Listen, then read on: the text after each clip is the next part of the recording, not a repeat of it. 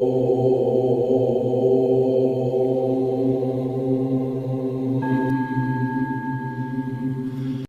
हरे कृष्ण। आप सब कैसे हो?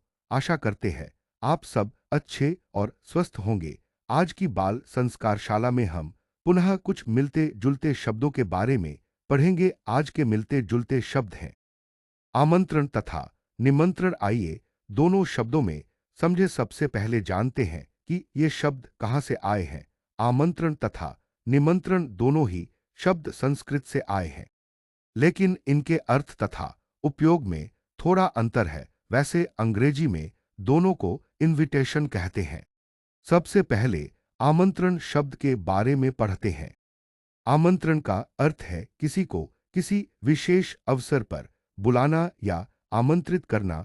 आमंत्रण में लक्ष्य निर्धारित होता है तथा लक्ष्य प्राप्त होते ही आमंत्रण समाप्त हो जाता है। आमंत्रण एक सामान्य अनौपचारिक बुलावा होता है जहां आपकी उपस्थिति वैकल्पिक भी होती है।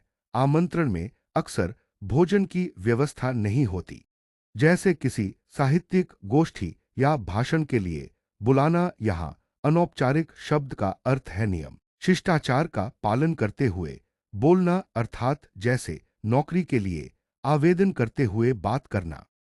अब कुछ उदाहरण द्वारा जानते हैं। पहला उदाहरण, मान लीजिए कि आप माननीय प्रधानमंत्री जी के सभा में मंच संचालक हैं और अभी अभी कोई दूसरा नेता भाषण देकर मंच से उतरा है तथा अब आपको माननीय प्रधानमंत्री जी को बुलाना है। तो आप मंच के माइक से पास में ही बैठे प्रधानमंत्री जी को कहेंगे कि अब मैं माननीय प्रधानमंत्री जी को मंच पर आमंत्रित करता हूं।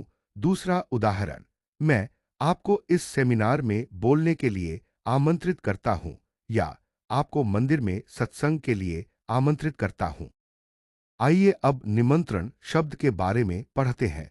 निमंत्रण शब्द एक औपचारिक विशिष्ट बुलावा होता है जिसमें उपस्थिति को महत्वपूर्ण माना जाता है।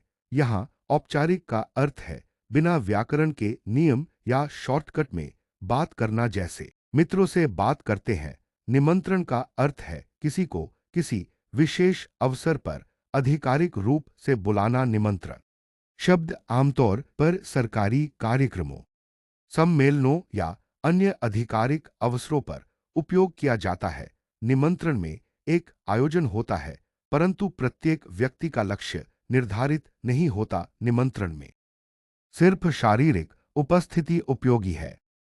उदाहरण द्वारा जानते हैं, आपके घर में कोई शुभ कार्य हो रहा है, जैसे विवाह समारोह या गृह प्रवेश, तथा आप अपने किसी मित्र या रिश्तेदार के यहाँ निमंत्रण पत्र कार्ड लेकर जाते हैं तो कहते हैं कि इस तिथि को मेरे घर में यह शुभ कार्य होने वाला है और उसमें आपको निमंत्रण है, आपको आना होगा।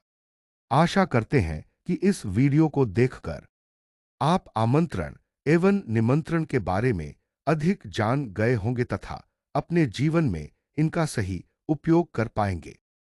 आशा करते हैं आज की संस्कारशाला आपको अच्छी लगी होगी। इसी प्रकार की और बाल संस्कारशाला देखने के लिए हमारे YouTube चैनल संस्कार एक पहल को सब्सक्राइब करें। आपका धन्यवाद।